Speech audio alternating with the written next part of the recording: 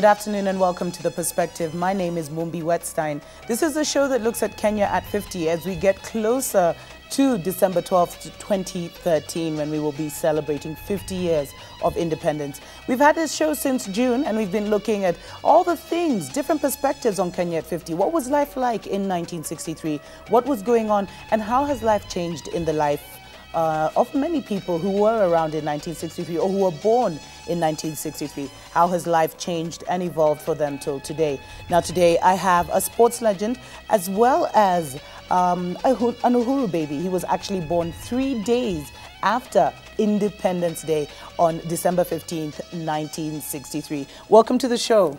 Thank you very much. Maybe you can briefly introduce yourself to our audience. Yes, my name is Aasif Karim. I am born in Mombasa on the 15th of December 1963. As you rightly said, I'm a Uhuru baby. Yeah. And we are a family from a sporting generation since 1950s. Yeah. Now, one of the things is, I mean, it is 3 generations, as you're releasing a documentary soon, and it is 3 generations of a family that have played cricket and tennis, although your son is not playing tennis. But I think let's start at the very beginning. Why did your grandparents choose to come to Kenya? Well, my grandparents came here in 1926 on an invitation that from their uncles and aunts who had migrated a little earlier, because the conditions in India where they were from, Gujarat and Mumbai, was very, very tough. Yeah. And they felt that it is a good idea to start venturing into new territory, and Africa was one of the areas of a community which originated from Kera in Gujarat and Mundra. Yeah. And then moved on to Mumbai. And those days it was called Bombay. Yeah. So they moved in. On that invitation, they came to East Africa, to Mombasa. Mm-hmm. And some of our community members moved to Lamu, Dar es Salaam, Zanzibar. Yeah. So they decided to come to Mombasa because their uncles and aunts were in Mombasa. Yeah. Now, what was life like in Mombasa around that time? Like, what stories did you hear from your grandparents about life at that time? Well, of course, life was very, very tough because remember those days it was colonial based. We had the British ruling Kenya, and the money earning power was extremely tough and low.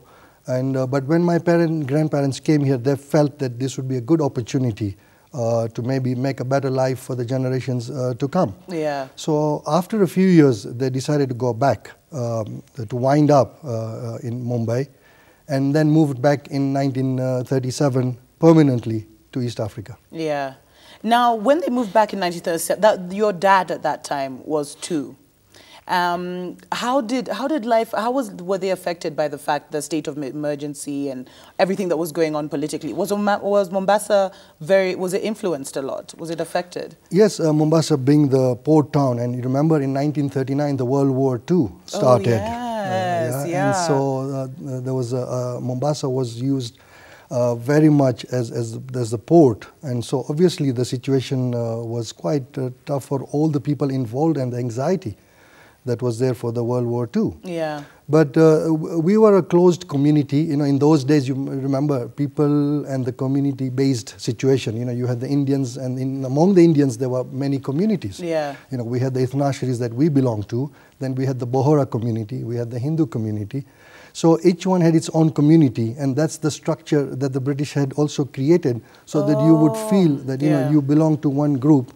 And that's how the situation was. Were the natives, the Africans, also organized in the same way in terms of community? I'm not very sure on how the African situation was in those days. Mm-hmm. But I think it was morely dominated by the whites, by the Europeans that were coming in terms of the economics, in terms of the ruling, in terms of how the town would function. Yeah. And now, if I could put it in class citizens, it was the Europeans who were class 1, and then the Asians, Indians class 2, and then came the Africans followed by that. Yeah, absolutely. Now, you know, cricket and tennis were highly, I don't want to say prejudiced sports in terms of you didn't find a lot of communities, I mean people from the Asian community at that time, or even the African community playing those sports. How did your dad get into it so early on? Well, he started playing tennis when he was about 12, 13 years old, and cricket also. And again, in those days, each community had their own clubs. Yeah. In the Eastern Asheri Club, it was called Eastern Asheri Sports Club. Then you had the Aasif Karim Sports Club with the Bohra community, and then you had the Hindus who called Coast Gymkhana. Yeah. And then you had the white club called Mombasa Sports Club. So each community or the group had their own clubs that you would go into. Yeah. And sports was the main thing in those days. You know, we didn't have the Twitters and the Facebooks. And so everybody was involved in sports as the main thing. So after school, all the youths would gather at the sports club, and everybody would be busy playing different sports. And my father, being talented, you know, he played all sports. I mean, he was very, very good in cricket, extremely good in tennis, and the traditional volleyball that was being played at that time. Yeah. So he nurtured, and from the age of 16, he became the coast champion in those colonial days. Now that was in 1955. 1951. 1951. Whoa. So how was were there tournaments? What was going on in the sports? There were two major tournaments that were being played in the coast. Yeah. One was called the Mombasa Residents Tournament, which was played by only the Mombasa residents for that tournament.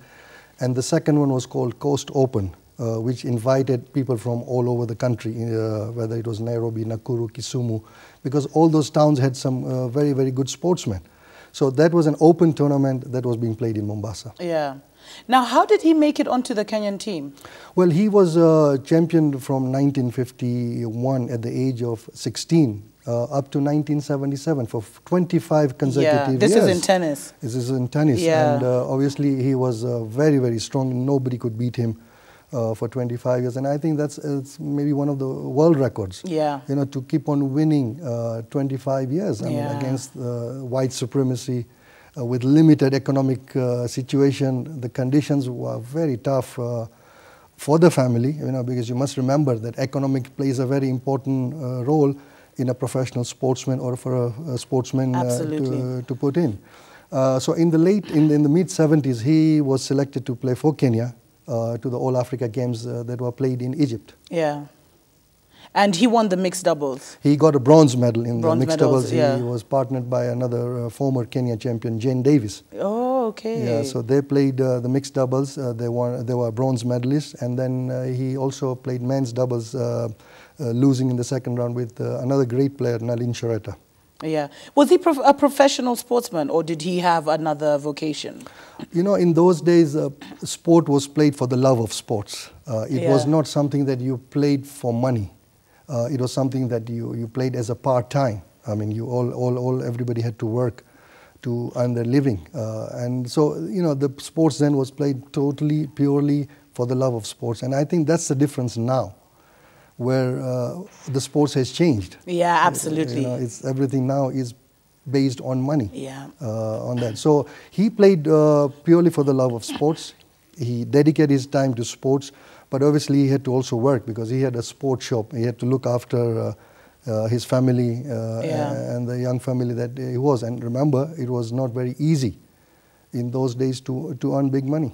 Now, what was the discrimination like in terms of sports between, like, when you went to play maybe at a colonialist, you know, sports club and things like that? Were there competition between the colonialists and, let's say, the Asian community or the African community? Well, I never witnessed it, but I did hear a lot of stories, and it has amazed me, and I'm sure the viewers will be amazed with what I have to say. Yeah. There were a couple of issues. Whenever you got a chance to go and visit a white club, for example, in Mombasa, it was known as Mombasa Sports Club. Yeah.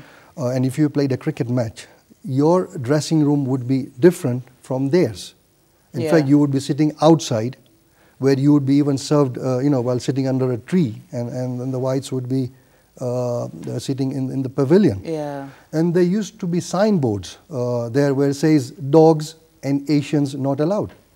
Wow. I mean, that's the history of how the colonial sports was in those days. So for you to even associate with them or to play against them, you know, was a major issue. And it was very nice when I hear from people to say that Aasif Karim, my dad, being one of the few Asians, being respected, you know, even by the provincial commissioner then, which were all the white Europeans, Yeah, absolutely.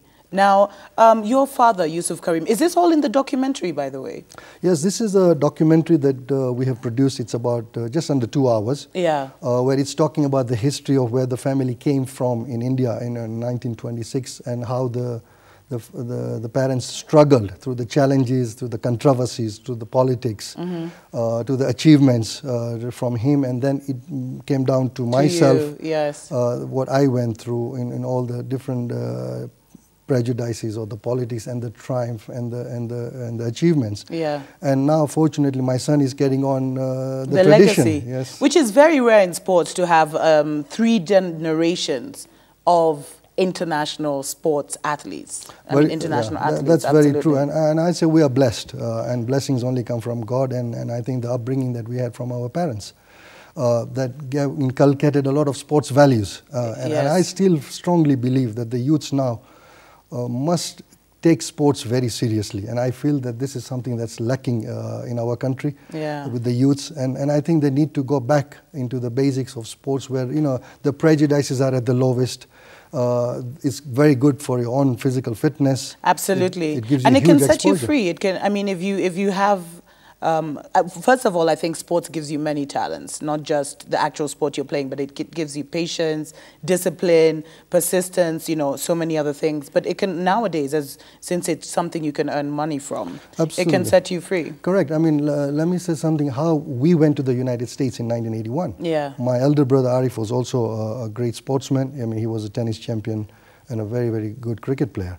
Both of us managed to get a tennis scholarship. Wow. To the United Back then, States in those days. So we used sports to enhance our education. Yeah. Because you remember, to go to United States or to the European countries required a lot of money. Yeah, absolutely. And being from Mombasa, in a very small town, you know, where you're limited with your with businesses or with your income, I'm talking about those days in the 70s, you know, in the early 80s, the situation was much, much different. You know, Mombasa being a laid back city where everything was serene and things were taken in a very casual situation. Yeah. Now, actually, speaking of the United States, you chose to go to a predominantly African-American university, Howard University. Correct. What was that like? You know, I was fortunate to experience 2 kinds. I was first in Palm Beach Junior College, which was in West Palm Beach in Florida. Yeah. The 2 years where I did my associate's degree, and then transferred to Howard University. So West Palm Beach was predominantly a white school, and Howard University was predominantly a black school. Yeah. So I got the mix of both, but I can tell you that my 2.5 years in Washington, D.C. in Howard University was something I have treasured for life. Yeah. I had a great time there, the people I met there, the experience I had there, the training I went through, the competition that I went through in tennis, and the exposure is something I have treasured and valued it and I will for the rest of my life. Yeah, absolutely. That's amazing.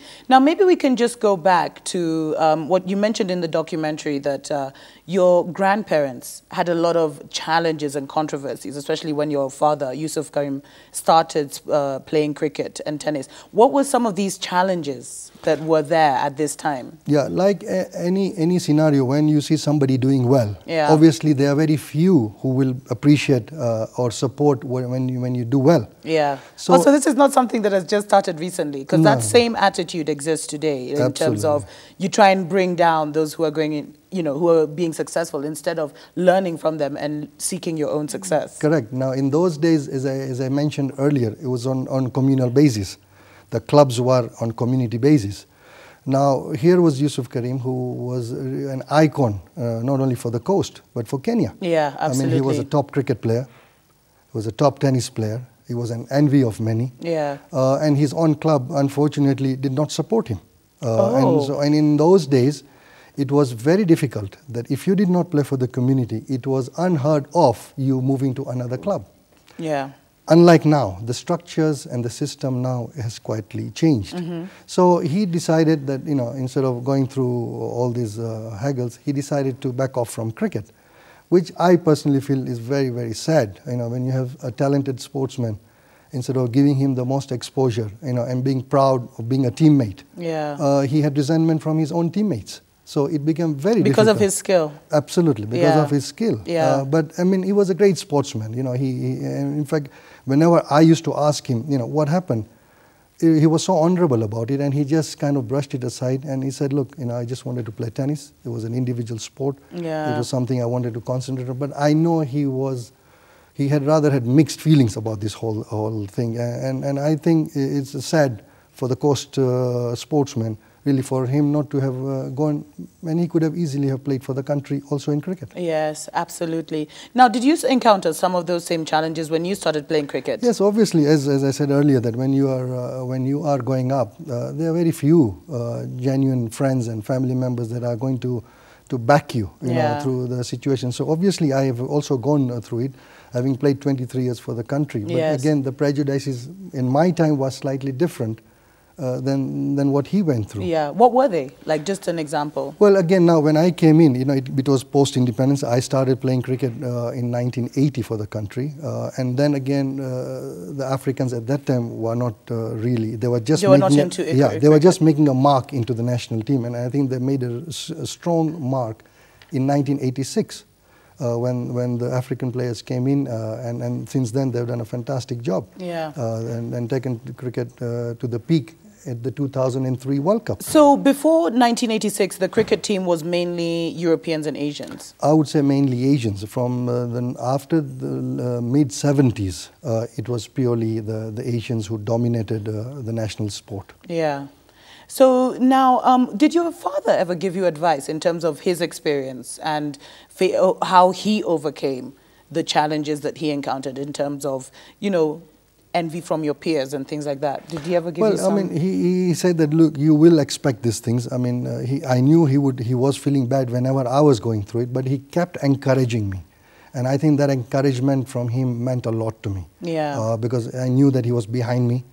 And he said, you just pursue your goals, have your dreams. He let us, as his children, give us all the freedom, but told us never to take a shortcut. Make sure that you go for the long haul. Yeah. Train hard, play hard, and be in a situation where, there's nobody has a discussion on your selection. Yeah. Now, when what was it like for him representing Kenya? Was it something that held a special place in his heart? I think for any sportsman, I think it's a very special place. When you play for the country, I mean, it's the highest you can do is to represent your nation. Absolutely. And it was a very special feeling. I mean, especially him being deprived in cricket, finally to have played tennis for the country. So that was, I'm sure, a very, very special. And I have kept a sweater that he had with the Kenya badge, with the lion on it. So I have still kept that sweater that he got when he represented the country. Yeah. Now, you were born 3 days after independence on December 15th, 1963. Yes.